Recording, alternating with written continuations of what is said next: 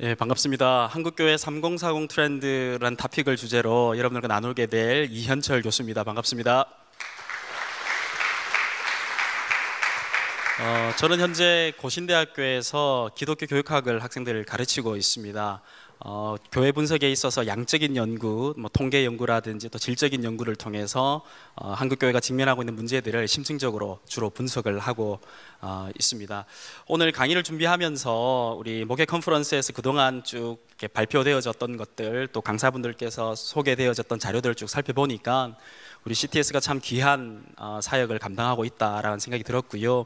부족하지만 제가 연구한 것들을 좀 나누면서 우리 현장 목회자분들에게 3040 사역과 관련해서 좀 특별하게 도움을 드릴 수 있겠다는 좀 확신이 들어서 우리 PD님들과 함께 좀 구성을 했습니다. 그래서 짧은 시간이지만 전체적으로 3040의 흐름들, 트렌드들을 각 영역별로 좀 살펴보고 또 구체적으로 적용하실 수 있는 사항들을 같이 좀 나눠볼 수 있었으면 좋겠습니다. 잘 아시다시피 지금 한국교회는 3040 세대와 관련된 것들이 크게 이슈가 되고 있고 많은 목회자분들께서 관심을 가지고 있습니다. 그 이유는 몇 가지가 있는데요. 첫 번째는 한국 사회의 주류 세대로서 3040 세대가 자리를 잡고 있기 때문입니다. 인구 통계학적으로 3040 세대가 자리를 잡으면서 자연스럽게 한국교회 안에서도 주류 세대로 자리 잡게 되었습니다. 두 번째로 3040 세대에 우리가 관심을 가지는 이유는 3040 세대 자체가 인구 통계학적으로도 중요한 세대이지만 그들의 자녀들 세대들이 그들이 의해서 양육되어지고 또 만들어져 가기 때문입니다. 그래서 3040 세대는 그들 세대뿐만 아니라 그들의 자녀들과 관련된 것들이 우리 목회자들에게 관심이 있으신 것 같습니다. 실제로 3040 세대와 관련된 그 우리 목회자들의 사역적 관심은 화면에 보시다시피 이렇게 높습니다. 그래서 가장 높은 비율로 앞으로 목회 중점 세대로서 3040 세대를 다뤄야 한다라고 우리 목사님들께서 좀 생각하시는 것 같습니다. 그런데 안타깝게도 최근 1998년도부터 2023년도까지 최근의 이제 흐름들의 경우에는 3040 세대를 포함한 20대에서 40대의 통계적 상황들이 굉장히 심각한 수준에 있습니다. 화면 보시다시피 1998년부터 2023년까지 보시면 굉장히 가파른 속도로 이 세대들이 줄어들고 있습니다. 특별히 12년부터 23년까지 최근의 10년간 경우에는 거의 절반가량이 줄어들고 있는데요. 이것이 전체적인 이제 그 통계적으로 볼 때는 이 하락 곡선들이 훨씬 더 빨라지고 있습니다. 이것을 우리가 조금 전문적인 용어로는 레이턴트 그로스 모델이라고 하는데 이것이 통계적인 수치가 줄어드는 경향들이 굉장히 가파릅니다. 이 가파른 속도에 있어서 가속도가 붙고 있습니다. 그래서 많은 학자들 테리 덩칸이라든지 또 애리조나 스테이트의 이제 케빈 그린 같은 학자들이 이런 연구들을 통해서 쭉 보면은 굉장히 가파른 속도로 이렇게 가속도가 이렇게 붙으면서 떨어지고 있습니다. 이 부분에 있어서 어떻게 하면 이 빠르게 떨어지는 속도들을 좀 줄일 수 있을까에 대해서 최근에 저도 좀 연구를 하고 있고요. 관련된 사항에 있어서 좀 더 종단적인 연구라든지 또 한국교회를 위한 작업들이 좀 필요하다라고 볼 수 있습니다. 그런데 이런 어떤 가속도 있게 떨어지는 부분들에 있어서 목사님들께서 좀 답답해 하시는 것은 실천신학적 측면에 있어서 이런 부분들을 좀 우리가 어떻게 만회할 수 있을까, 좀 도움이 될 수 있을까, 이런 고민들을 많이 하고 있는데요. 안타깝게도 실천신학 분야에 있어서 이런 어떤 문제들을 해결하기 위한 좀 현장 지향적이고 또 목회자들이 이제 정말 피부로 와닿게 보실 만한 자료들이 그렇게 많지는 않습니다. 왜냐하면 그동안의 이제 실천신학적 연구들이 실천적인 학문 분야임에도 불구하고 이론신학과 같이 연구가 이루어졌기 때문입니다. 그래서 문헌 연구 중심의 연구들, 또 그리고 우리가 성도들이나 또 교회나 여러 상황들을 대해서 이렇게 대상으로 분석하고는 있지만은 실제로 연구자들의 연구가 대상자들과는 괴리되어진 상태에서 많이 이루어졌습니다. 최근에 한 10년간부터는 저희들이 통계 연구라든지 퀄리테이티브 리서치 같은 아주 질적인 연구들이 우리 실천신학 분야에서 사회과학적인 부분들이 적용되고 있고 소개되어지고 있는데요. 3040 세대와 관련된 연구 역시 이런 흐름들 가운데 저희들이 최근에 연구를 진행하게 되었습니다. 그래서 제가 소속되어져 있는 고신총회교육원과 또 그리고 우리 지용근 대표님이 있으신 이제 목회데이터 연구소에서 함께 작업들을 했고요. 한국교회 최초로 3040 세대를 심층적으로 사회과학적인 방법들을 통해서 좀 분석을 해보았습니다. 오늘 좀 소개드릴 트렌드의 내용들은 여기에 다루어졌던 내용들과 함께 또 사례들을 좀 이렇게 혼합해서 좀 현장감 있게 좀 전달하고자 준비를 해 봤습니다. 목차인데요. 크게 한 세 가지 정도로 이제 우리 목사님들과 좀 나누고자 하는데요. 첫 번째는 이제 3040 세대와 관련된 이들이 어떤 존재들인가, 이들이 어떤 상황에 처해졌는가를 이들의 삶 가운데를 좀 살펴보길 원하고요. 두 번째는 이제 이들에 대한 실태 조사입니다. 앞서 보여드렸던 3040 트렌드라는 책에 통해서 나누었던 세 가지 영역들, 일상, 교회 생활, 또 신앙교육과 관련된 사항들을 좀 나누고요. 마지막 세 번째는 이제 우리가 어떻게 목회적으로 좀 적용을 할까? 그래서 최근에 이제 저희들 연구 분야에서 많이 이제 보ल्드 챌린지라는 이야기들을 많이 하는데, 담대한 도전, 또 담대한 전환, 이런 이야기들을 많이 하고 있는데, 목회적 부분에 있어서 우리 목사님들께서 좀 담대하게 적용할 수 있는 영역들을 좀 나누고, 구체적인 전국 단위의 초교파적인 교회의 사례들을 조금 매칭시켜서 보실 수 있도록 그렇게 하겠습니다. 첫 번째입니다. 우리 3040 세대는 누구인가인데요. 첫 번째, 그들은 도대체 어떤 부분으로 우리가 이해할 수 있고 상징되어질 수 있는가라는 것입니다. 이 세대들을 이제 키워드를 뽑아 보니까요, 시작, 가치, 젊은 형, 젊은 누나, 노꼰대, 매력이라는 어떤 키워드를 통해서 현재 3040 세대를 좀 이해할 수 있을 것 같습니다. 과거에만 하더라도 우리 3040 세대를 특징 짓는 표현들이 꽃중년이라든지 신중년, 불혹과 같은 표현들로 우리가 살펴보았는데요. 지금의 경우에는 폐기의 마흔, 철없는 마흔, 다시 시작하는 마흔과 같은 조금 뉘앙스가 달라졌습니다. 그리고 실제로 제가 2012년도 3040 세대와 관련된 베스트셀러 작품들을 좀 찾아보니까요, 당시만 하더라도 당시의 베스트셀러는 아플 수도 없는 마흔이다라는 책이 베스트셀러였어요. 조금 우리 목사님들 들어보시면 어떻습니까? 좀 비장하지 않습니까? 뭔가 좀 책임감이 있고, 가정을 위해서 내가 조금 헌신해야 될 것 같고, 뭔가 좀 희생해야 되는 3040의 모습들이 강했는데요. 원래 이제 3040 세대와 관련된 베스트셀러를 보니까 마흔, 라벨을 떼고 다시 시작이다라는 책이 베스트셀러입니다. 10년간 사이에 3040을 상징되어지는 어떤 이미지들, 또 그들에게 기대되어지는 모습들이 달라진 것입니다. 그래서 지금 오늘 시대의 3040은 뭔가 희생이라든지 책임감이라든지 그러한 모습들보다는 다시 시작할 수 있고 다시 도전할 수 있는 어떤 젊은 세대와 같은 이미지들이 있는 것 같습니다. 그러다 보니까 평균 초혼 나이도 굉장히 많이 올랐죠. 그래서 평균 초혼 나이가 올라서 나이대 자체에서 우리가 기대되어졌던 과거의 책임감과 가정에 대한 부담감들과는 조금 다른 느낌으로 보실 수 있겠습니다. 다음 3040 세대의 사회적 정체성입니다. 이 3040 세대는 가난을 겪어본 기성세대와는 다른 문화적 괴리가 상당히 있습니다. 5060 세대들이 경험하였던 사회적인 어떤 격동기와는 조금 다른 부분들이 좀 있습니다. 그리고 극단적인 개인주의와 자본주의 체제와 대해서 굉장히 스펙 쌓기에 익숙해져 있습니다. 지금 우리 30대, 40대 우리 목회자들을 한번 보십시오. 얼마나 스펙 쌓기에 열중하는지 모릅니다. 이미 석박사 학위들을 가지고 다양한 유학 경험들과 커리어를 쌓으면서 목회에 전념하고 있습니다. 뿐만 아니라 일상 우리 성도들도 마찬가지죠. 3040의 높은 학력 수준들, 또 그들의 사회적인 커리어가 과거의 기성세대들과는 좀 많은 차이가 있는 것 같습니다. 또 그리고 다차원적인 가치 안에서 굉장히 다원화된 가치들을 가지고 있기 때문에 정체성 확립에 있어서도 좀 어려운 것 같습니다. 그래서 절대적인 기준과 절대적인 진리 안에서의 어떤 요구들과 기대들이 과거의 기성세대들과는 좀 다른 사회적 정체성들을 가지고 있는 것 같습니다. 그리고 소비적 특징들도 취향 소비와 가성비들을 따지고 있고요. 의식주와 관련된 사항들도 개성이라든지 편리, 맞춤과 같은 것들로 우리가 확인할 수 있습니다. 특별히 우리가 음식 문화 같은 것들을 보시면 3040 세대들 같은 경우에 어떻습니까? 우리 여러분들의 자녀들이라든지 저희 세대들만 하더라도 저도 집사람하고 실제로 제가 장을 보러 마트에 언제 가본지 잘 기억이 나지 않을 정도로 요즘 너무 플랫폼이 좋지 않습니까? 그런 시간들도 좀 아끼길 원하고 다양한 저에게 또 우리 가정에게 커스터마이즈된 어떤 식재료라든지 음식 문화들을 가지길 원하고 있잖아요. 또 그리고 더 나아가서 그 홈 비즈니스라든지 다양한 시스템들이 과거의 기성세대들과는 다른 어떤 라이프 스타일들을 추구해 나가고 있는 것 같습니다. 이런 것들이 3040 세대의 전반적인 어떤 특징들과 모습들이라 보실 수 있겠습니다. 그런데 재미있게도 3040에 있어서 30대와 40대도 다른 특성들을 보이고 있습니다. 30대의 경우에는 밀리니얼 세대로 대변되어 줄 수 있는데요, 이들은 40대보다 좀 더 개인주의가 심합니다.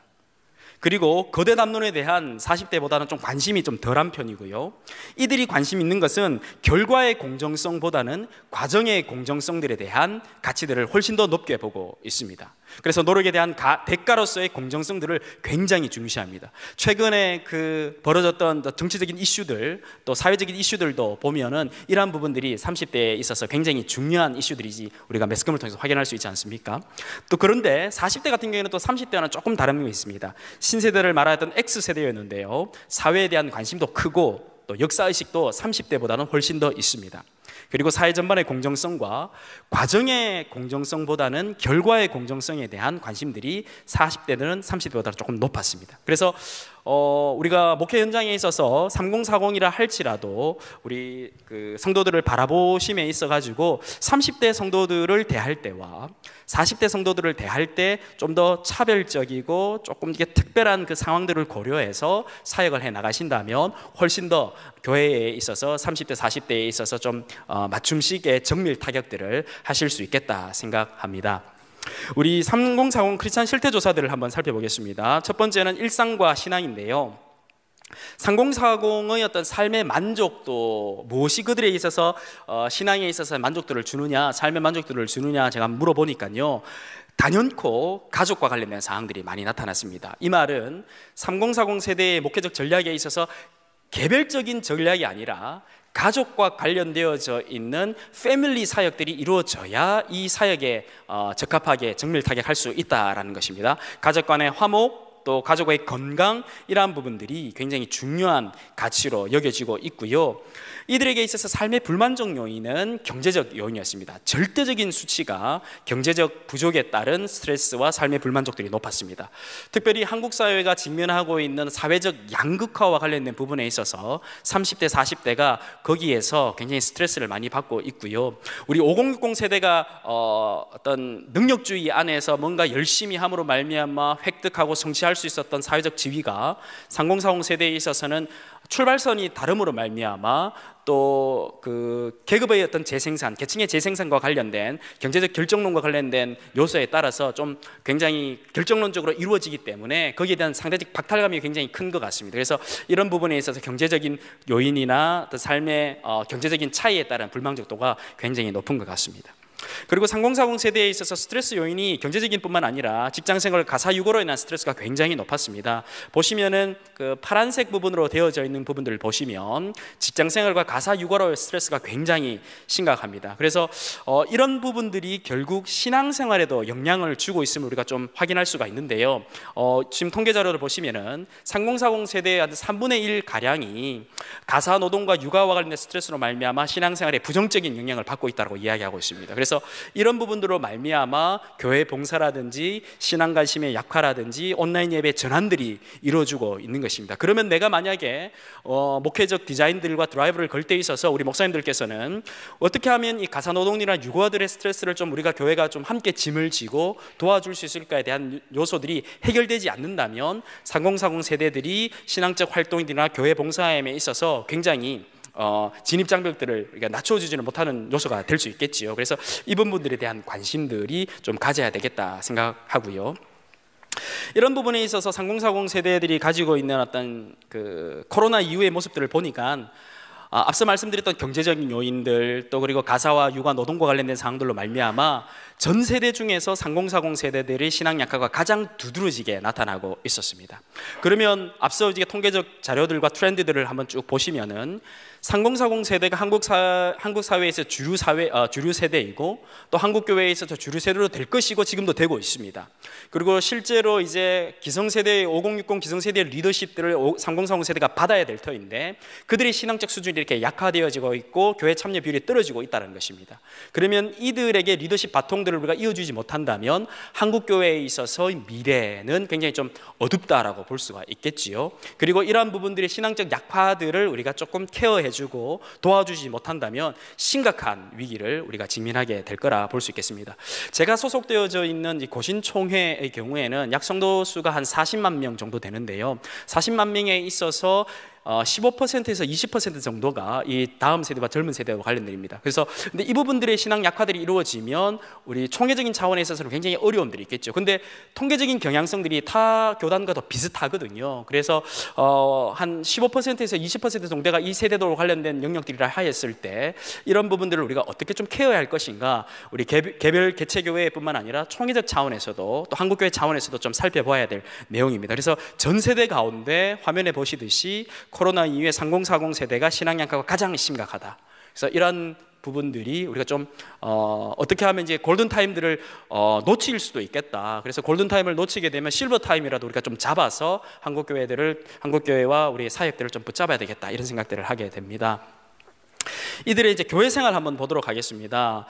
재미있게도 코로나 이전 대비 현장 예배 이탈 비율이 32%가 나타나고 있습니다. 이 세대가 32% 중에서 어떻게 그러면 예배적 상황이라든지 교회 신앙생활을 하고 있을까 좀 살펴보니까는 이들에게 있어서 온라인 예배로 전환들이 한 56.8%, 그리고 가난한 성도로 이당하는 것이 43.2%로 나타나고 있습니다. 그러면 전체 현장 예배 이탈 비율이 한 30%가 넘는데 30%가 넘는 3040 세대들을 우리가 교회 안으로 끌어올 수만 있다면, 우리 사역으로 안을 수만 있다면 교회 사역에서는 굉장히 큰 동력이 생기는 것입니다. 감사하게도 코로나 이후에 3040 세대의 신앙 기초가 어떻게 되었는가 좀 살펴보니까 감사하게도 출석하는 교회에서 현장 예배를 드렸다는 비율이 좀 높게 나타나고 있었습니다. 앞서 살펴보았던 코로나 이전에 정말 이전 대비 현장 코로나 과정 가운데의 모습들이 이렇게 되어졌는데 조금씩 회복되고 있는 거죠. 그런데 재미있게도 기초적인 체력들은 조금 회복되어졌는데요, 교회 활동을 하지 않는 비율은 3040 세대가 높게 나타나고 있습니다. 재밌는 부분인데 이게 어떤 내용이냐 하면은 3040 세대들이 이제 기본적인 공적 예배는 현장 예배로 회복되고 있다는 것입니다. 회복되고는 있는데 예배만 참석하고 교회의 다양한 활동들, 봉사들, 양육 프로그램에는 참여하고 있지 않다라는 것입니다. 그래서 왜 참여하지 않습니까? 라고 3040 세대에 물어보니까 높은 비율이 나타나는 게 시간이 없어서라는 거예요. 우리 목사님들 근데 이런 의미, 이런 답변이 어떤 것을 의미하시는지 잘 아시죠? 그죠? 그래서 저도 지금 교회에서 3040 세대 파트를 맡아서 사역을 하고 있는데요.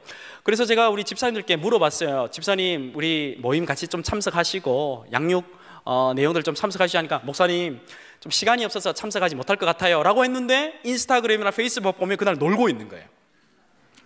그래서 제가 DM을 보냅니다. 집사님 이게 뭔가요? 목사님 죄송해요. 그래서 시간이 없어서라는 응답 자체가 주는 메시지가 우리 목사로서 또 목회자로서 잘 알고 있습니다.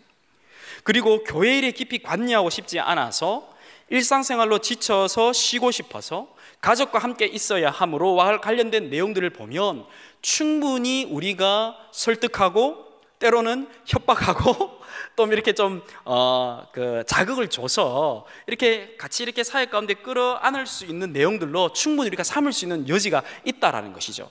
실제로 그래서 이 질문들을 확인하고 제가 3040 세대들이 질문을 조금 더 좀 돌려봤어요. 물어보니까 이런 질문이 나오는 거예요. 만약에 이런 상황 가운데에 교회 봉사라든지 사역에 대한 요청이 있다면 어떻게 하시겠습니까? 라고 물어보니까 하겠다는 비율이 굉장히 높게 나오는 거예요. 그리고 그것보다 훨씬 더 높게 나오는 것이 목사님 생각해 보겠다라는 거예요. 그러면 생각해 보고 우리가 정말로 그들에게 도전을 주고 그들에게 뭔가 철학을 심어주고 우리가 함께 비전들을 공유했을 때는 함께 사역에 참여할 수 있다는 것입니다. 우리가 어떻게 만들어가느냐에 따라서 달라질 수 있다는 거죠. 3040의 세대가. 만약에 앞서 말씀드렸지만은 30%가 넘는 3040 세대가 이탈되어졌다가 또 교회의 상황 가운데 이제 함께 하지 않았다가 이들이 교회로 들어온다면 또 사역의 중요한 축으로서 작용한다면 목사님들의 사역에 있어서는 얼마나 큰 힘이 될까요? 아마 교회 전반의 분위기와 사역적 동력에 있어서는 엄청난 파워를 가지게 될 거라고 저는 확신합니다. 그래서 이 부분들에 있어서 어떻게 좀 우리가 좀 만들어 갈 수 있을까, 또 이들이 좀 요구하는 것이 무엇일까 조금 이따가 좀 살펴볼 수 있도록 하겠습니다. 이건 넘어가도록 하겠습니다. 그러면 교회가 어떤 부분에 있어서 이 3040 세대가 만족하는가, 어떤 부분에 있어서 3040 세대가 참 교회에 있어서 행복을 느끼고 또 즐거워할 수 있는가 했을 때 단연코 1순위, 2순위로 높게 나오고 있는 것이 교인 간의 진정성 있는 관계와 교제입니다. 개별적으로 3040 세대가 그들에게 있어서 교회와 목회자가 이런 것이 아니라 정말 3040 세대는 교회가 가지고 있는 공동체성, 교회가 가지고 있는 소그룹의 활성화의 모습들, 이런 부분들이 그들에게 있어서 가장 큰 만족도를 준다는 거죠.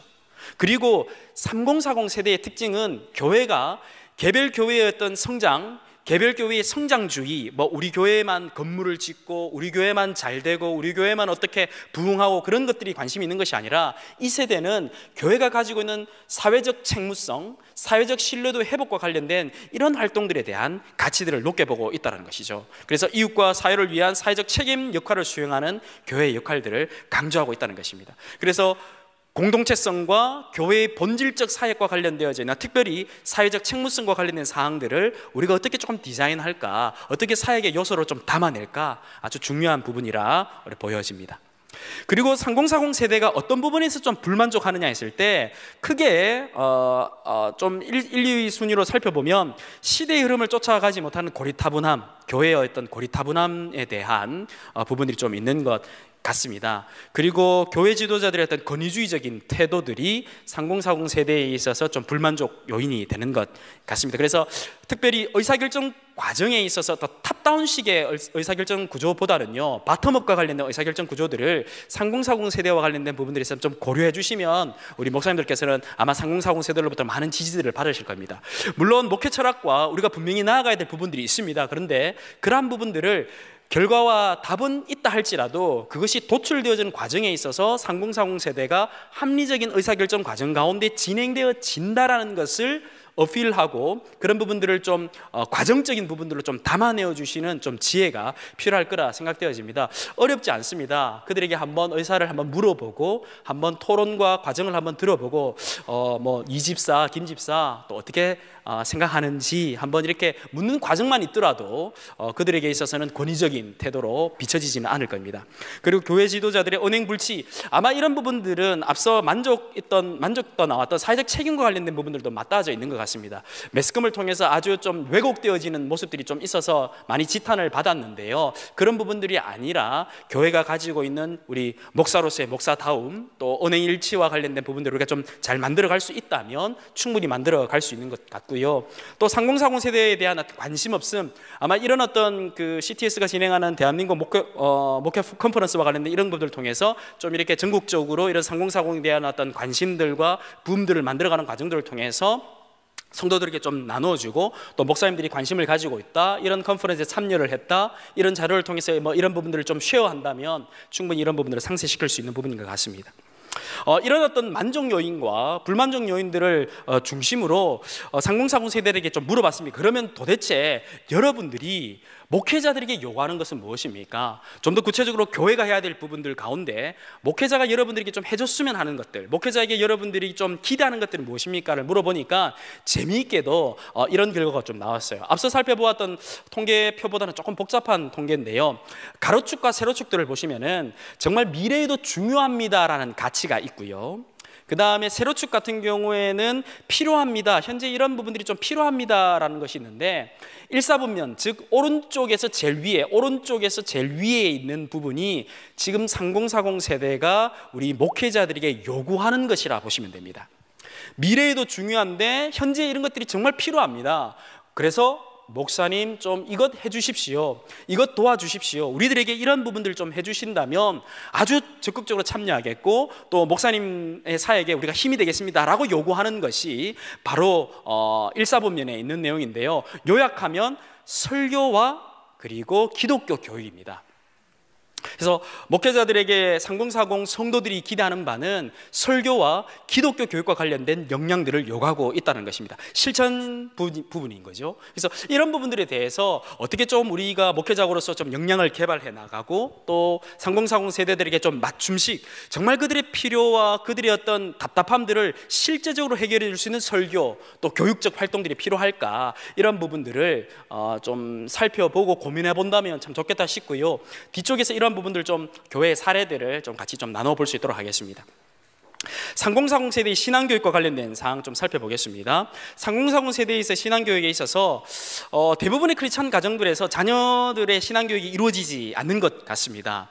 자녀 신앙교육에서 구체적인 방법들을 모른다라는 응답들, 자녀 신앙교육 훈련에 있어서 받은 경험이 있느냐 없느냐 했을 때 그런 부분들에 대해서 양육받은 경험이 없다라는 부분들 보면 참 안타까운 모습인 것 같습니다. 그런데 코로나를 거치면서 한국교회에 코로나가 준 선물이 있다면, 재미있는 표현인데, 코로나 과정을 거치면서 한국교회에 코로나가 준 선물이 있다면 바로 신앙교육에 있어서 교회보다 부모가 중요하다라는 인식은 코로나가 준 선물이라 생각되어집니다. 그래서 부모들 역시 자녀 신앙교육에 있어서 주체가 교사가 아니라 자신인 것을 안다는 거죠, 코로나를 거치면서. 그런데 실제로 그 상공사공 세대들 같은 경우에는 이런 부분들에 대한 인지도 안 되고 또 이런 부분들의 양육을 받아본 경험도 없다라는 것입니다. 그리고 그런데 이제 코로나를 거치면서 내가 자녀들 양육에 있어서 내가 주체인 것을 이제 깨닫고 어떻게 해야 될까 좀 딜레마에 빠져 있는 거죠. 그러면 이제 앞서 우리가 보여드렸던 제가 데이터나 트렌드 자료들을 보면 우리 목사님들 이렇게 생각하시면 돼요. 이들이 이제 자녀 양육에 있어서 주체로서 자라가야 정말 우리 한국교회나 우리 개체교회에 있어서 이제 미래 세대인 우리 영유아부라든지 초등부, 중등부, 고등부 아이들이 이제 신앙적으로 함께 따라가지 않습니까? 교회 자체로는 이제 안 되잖아요, 그 플랫폼 안에서. 근데 이들을 어떻게 좀 양육할까 하는데 실제로 이들이 신앙교육의 방법도 모르고 자기 신앙도 약하다라고 느끼고 있습니다. 그래서 참 안타까운 부분이죠. 자기가 이런 생각인 거죠. 자녀들이 신앙교육에 있어서 걸림돌이 뭐냐 했을 때 나는 너무 바쁘고 시간도 없고 신앙교육 자체를 내가 잘 모른다라는 것입니다. 그래서 이런 인식들을 가졌을 때에 우리가 집중해야 될 것은 3040 세대의 신앙 양육과 더불어서 이들이 자녀들을 어떻게 양육해야 될 것인가에 대한 기독교 교육적인 접근들을 실제적으로 실천적으로 도와줘야 된다는 것입니다. 그렇지 않으면은 정말 이분들은 자기들의 신앙도 이렇게 굉장히 참 어려움에 빠지고 있고 그들의 자녀들 역시나 굉장히 신앙적 양육이 연결이 믿음의 바톤들이 대가 이어지지 않는다는 것입니다. 그야말로 다음 세대가 아니라 다른 세대로 우리 사사기에 이야기하는 것처럼 다른 세대를 키워낼 수밖에 없는 상황이라는 것입니다. 그래서 이런 부분들이 굉장히 크고요. 감사하게도 이제 그 3040 세대가 교회에 요구하는 사항들이 있습니다. 요구하는 사항들이 자녀와 함께 신앙 프로그램들을 하길 원하는 거예요. 자녀와 함께 신앙 프로그램들을 목사님께서 교회에서 우리가 좀 제공해 준다면 이런 부분들을 좀 양육받길 원하고 이러한 부분들을 조금 이렇게 함께 좀 배워서 내가 자녀들과 좀 이렇게 사역하고 싶습니다라고 이야기하고 있고요. 또 부모의 역할과 관련된 기독교 세계관에 근거한 철저한 그런 아버지 학교라든지 어머니 학교와 관련된 프로그램들을 이 세대들이 요구하고 있습니다. 제가 이제 요 데이터에 여기는 나오지 않는데요. 3040 부모들에게 이제 그 조사를 해보니까는요, 이들의 경우에는 교회가 이제 자녀 양육과 관련된 프로그램들을 통해서 잘 이루어진다면 그들이 잘 갖춰진 플랫폼에 갖춰진 교회로 이제 다시 출석하고 교회를 옮기고자 하는 마음도 의향도 나타나고 있었습니다. 자기가 출석하고 있는 교회의 자기 신앙도 중요하지만 자녀들을 신앙적으로 잘 양육할 수 있는 부분에 대한 관심이 굉장히 크기 때문에 그런 교회와 환경이 있다면 나는 교회도 옮길 수 있다라고 생각하는 것이 3040 세대였습니다. 지난달에 제가 현장 목회자로부터 이제 그 문의 메일을 한번 또 고민 상담에 대한 메일을 받았는데요. 그분은 이제 경기도에서 사역하시는 이제 우리 목사님이신데, 그분의 고민은 자기 교회로 3040 부모들이 너무 많이 몰려든다는 거예요. 너무 많이 몰려드는 이유가 우리 교회가 3040 세대들의 자녀 세대에 대한 교육적 프로그램이 잘 갖춰져 있다고 지역사회에 소문이 남으로 말미암아 많이 모여드는 것이 고민이라는 것이죠. 왜냐하면 그 목사님은 지역사회 안에서 다른 목회자들과의 관계성 속에서 뭔가 자기 교회로 이렇게 조금 이렇게 좀 쏠림이 되어지는 것들에 대한 부담이 생긴다는 거죠. 그런데 이제 3040 세대들은 그런 것들은 이제 목회자의 고민인데, 그런 것들보다는 자녀들의 신앙 양육과 관련된 것들이 굉장히 그들의 신앙 활동과 교회 출석의 우선순위가 되고 중요한 항목이기 때문에 그런 부분들에 대한 관심으로 교회를 옮긴다는 것입니다.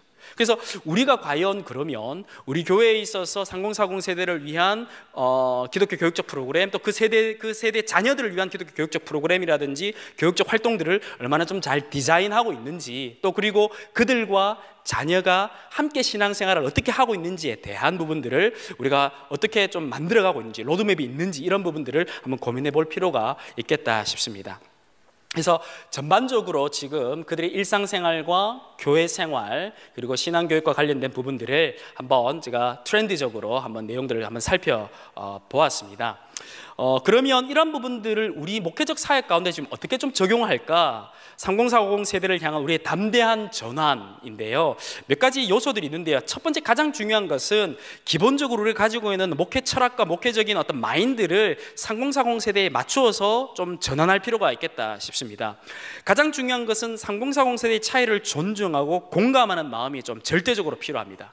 특별히 3040 세대 같은 경우에는 탈제도적인 신앙들을 가지고 있습니다. 그래서 이 3040 세대는 분명 5060과 더 높은 세대와는 다른 신앙적 요소들과 다른 신앙적 스타일들을 가지고 있습니다. 그래서 목사님들께서 정말 어떤 의미에서는 조금 답답하기도 하고, 그들의 어떤 신앙적 요소들이 좀 개인주의적이고 교회의 기성세대들보다는 좀 충성도라든지 봉사의 어떤 요소들이 좀 다르다 할지라도 그들이 가지고 있는 어떤 성향들과 특징들을 참 잘 고려하셔서 그들에게 맞는 접근들을 해 나가신다면 참 좋겠다는 것입니다. 이를테면 소그룹 양육을 통해 신앙 성장들을 이루어내는 것이고, 교회와 사회의 관계 중시하는 것들, 앞서 제가 통계 자료들과 매칭시켜서 생각해 보시면 좋겠습니다. 그리고 다원하던 세계관 안에서 그들에게 좀 우리가 절대적인 진리 위에는 우리 사역적 측면에서는 조금 그들의 입장에서 조금 맞춰주는 것들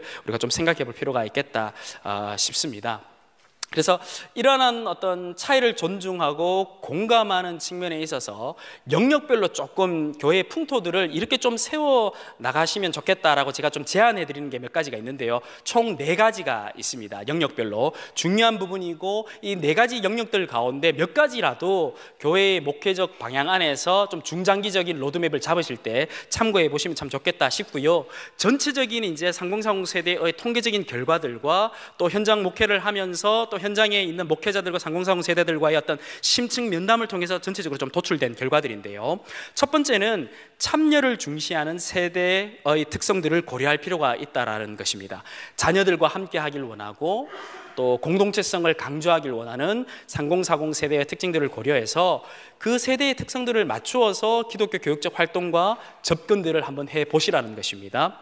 두 번째는 들리는 설교들을 좀 추구해 보시라는 것입니다. 이 부분과 관련해서 팀 켈러 목사님이 주는 인사이트는 분명히 저는 있다 생각되어집니다.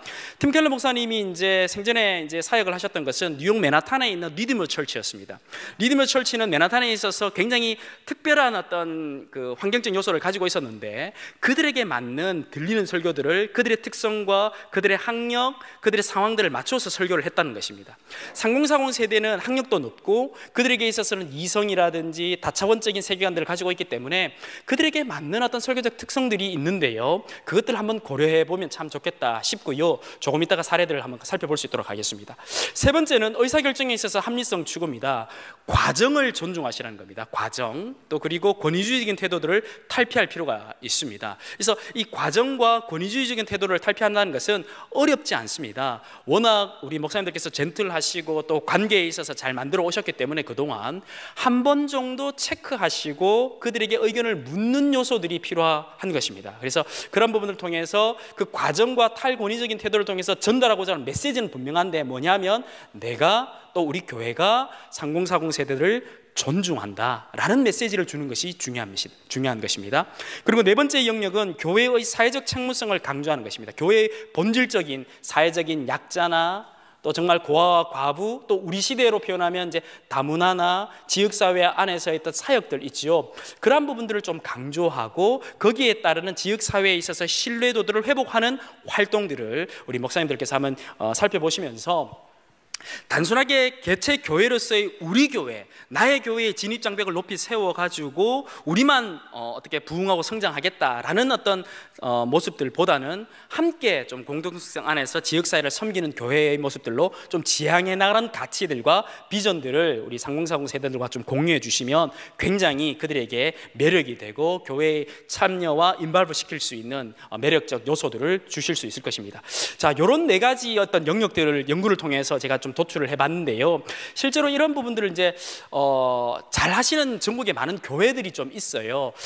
일단은 제가 몇 가지 기준들을 가지고 좀 교회들을 좀 선정해 봤는데요. 일단은 메가철치들은 좀 다 뺐습니다. 실제로 메가철치들 같은 경우에는 워낙 이제 재정적인 상황이라는 내용들도 탄탄하기 때문에 교회 자체로서의 사역들을 잘해 나가고 있습니다. 그래서 메가철치는 다 뺐고요. 그 다음에 또 너무 작은 교회들은 제가 좀 뺐습니다. 그래서 정말로 이제 우리 한국 교회의 어떤 평균적인 그렇다고 해서 이제 너무 한쪽에 그 내용들만 치우치지 않았고요. 150명 이상 교회와 또 적어도 한 2,000명 이하의 교회. 그래서 정말 우리가 교회 안에서 우리가 보고 또 우리 주변에 우리 목회자님들께서 느낄 수 있는 교회들을 중심으로 영역별로 제가 뽑아봤는데요. 첫 번째는 참여를 중시하는 세대의 특성들을 고려한 교회들입니다. 그래서 오늘 이제 두 번째 강의를 맡으실 이종필 목사님 여기 또 참여해 주셔서 참 감사한데요.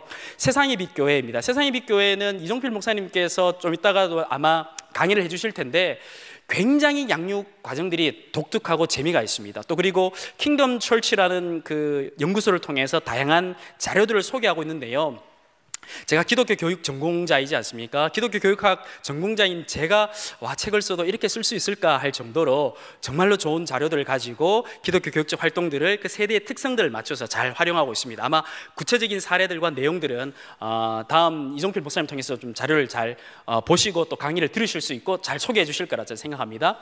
그 다음에 이제 청암교회의 이정현 목사님입니다. 이정현 목사님은 전 세대의 토탈 교육 목회들을 하시고 계세요. 그래서 그 세대 통합과 관련된 부분들을 굉장히 잘 다루시고 있는데요. 아마 현장 목회적인 고민들을 많이 해서 도출된 결과들이 나오고 있습니다. 목사님들에게 굉장히 좋은 인사이트를 주실 수 있을 것 같고요. 그 다음에 포항제일교회 박용호 목사님 케이스도 참 의미 있는 것 같습니다. 그래서 3040 세대를 위한 교회적 시스템들을 마련했습니다. 그래서 전체적인 교회가 특정한 세대에 치우치지 않으면서도 3040 세대에 맞는 시스템들을 구축했는데 굉장히 인상이 깊습니다. 그래서 한번 자료들이나 또 교회 홈페이지들을 살펴보시면 좋겠고요. 그 다음에 이제 성문교회 고동훈 목사님, 그리고 부산 이삭교회 남수호 목사님, 그리고 대구 산성교회 황원아 목사님 있습니다. 황원아 목사님 같은 경우에는 특별히 이제 새신자 과정들을 3040이라든지 젊은 세대를 맞춰서 굉장히 탁월하게 구성하고 있습니다. 그래서 자체 개발한 이제 그 새신자 교육 과정을 통해서 또 교재들을 통해서 그 세대에 맞게 만들어가고 계신데요. 굉장히 인상 깊었습니다. 그래서 교육학적으로도 굉장히 의미 있는 자료들을 만들고 계셔서 살펴보실 수가 있고요. 정말 우리가 가까이서 볼 수 있는 사례들입니다. 한번 살펴보시면 좋겠고요. 그 다음에 두 번째는 이제 들리는 설교 과정입니다. 세대와 청중의 특성을 고려해서 접근하는 기도 설교의 내용들이고 또 과정들인데요. 낮은담 교회의 김관성 목사님 잘 아시죠? 김 목사님의 설교는 참으로 변증적인 설교들이 강한 것 같습니다. 또 그리고 시강교회 이종규 목사님 같은 경우에도 청중들을 고려해서 사역하시는 또 설교들이 굉장히 특이한데요. 특별히 이제 그 구로구 지역에 있는 3040 세대나 젊은 세대에 타겟팅되어져서 특별하게 설교들을 하고 있습니다. 그리고 그 설교의 어떤 베이스에는 그리스도 중심적인 설교들이 담겨져 있는데 그들이 만약에 우리는 보통 이제 설교를 할 때 이렇게 설교하지 않습니까? 기본적으로 신앙이 있는 대상자들을 생각하면서 우리가 설교를 하는데, 내 설교를 듣는 청중 가운데 넌 크리스찬이 있다라고 설교를 하는 거예요. 근데 이제 목사님들 실제로 우리가 넌 크리스찬들을 대상으로 설교할 기회가 많지가 않지 않습니까? 그러면 이제 그런 것들을 상정해서 우리가 설교를 할 때에 내 설교의 스타일들이 많이 달라진다는 것이죠. 그리고 그 설교가 굉장히 변증법적인 설교로 바뀐다는 거죠. 그래서 그러한 부분들을 한번 살펴보시면 좋겠고요. 그리고 제8영도교의 문지한 목사님 같은 경우도 굉장히 강해 중심적이면서도 탁월하게 설교를 해 나가십니다. 그리고 그 본문 중심적인 설교를 하지만은 청중을 고려한 아주 그 실제적인 적용도까지도 나아가는 탁월한 설교자입니다. 그래서 이러한 부분들을 한번 여러분들이 살펴보시면 우리 주위에서 볼 수 있는 굉장히 그 평범한 목회자들이지만은 정말 그 설교에 있어서는 청중의 특성들을 고려해서 들리는 설교들을 하고 있습니다. 목사님들 특별히 설교에 대한 고민과 관심이 많으실 텐데 한번 살펴보시면 좋고, 또 이분들이 쓰신 책들도 있으니까는 참고해 보시면 굉장히 유익하실 거라 확신을 합니다. 그리고 세 번째는 이제 의사결정의 합리성을 지향하는 교회들입니다. 우리 행복한 교회의 선우준 목사님, 또 그리고 사랑이 꼽히는 교회 구빈건 목사님들이 있는데, 이 두 분들 같은 경우는 굉장히 두 분의 캐릭터상의 특징들이 좀 있는 것 같습니다. 어떤 특징들이 있냐 하면은 그분들 스스로가 이제 권위주의적인 태도를 좀 버리고 굉장히 관계 중심적으로 인카네이션 하시는 것 같아요. 그래서 부교육자들과의 관계들도 그렇고, 또 우리 성도들과의 관계들도 그렇고, 굉장히 이제 참 쉽게 어떤 목사님들이 하기가 쉽지 않은데 그런 모든 것들을 좀 내려놓고 사역을 해 나가시는 게 캐릭터상의 문제이기는 하지만은 중요한 가치이기는 하지만은 목사님들께서 한번 살펴보시면 굉장히 의미가 있을 거라 생각합니다. 그리고 교회의 사회적 책무성을 강조하는 교회들입니다. 교회의 본질적인 사역과 지역사회의 신뢰도들을 강조하는 사역인데요, 움직이는 교회 노지훈 목사님 같은 경우에는 마을교육 공동체, 그리고 그 마을의 문화들을 실제로 만들어 가시는 사역들을 하십니다. 그래서 교회가 있지만은 그 교회는 지역사회 안에서 구성되어져 있는 교회로서, 기관으로서 역할들을 감당해 나가는 것입니다. 그리고 청년교회 임대훈 목사님 같은 경우에는 교회의 공간들을 지역사회에 개방해서 공유 공간들을 활용해서 교회가 지역사회와 소통해 나가시는 사역들을 하고 있고요.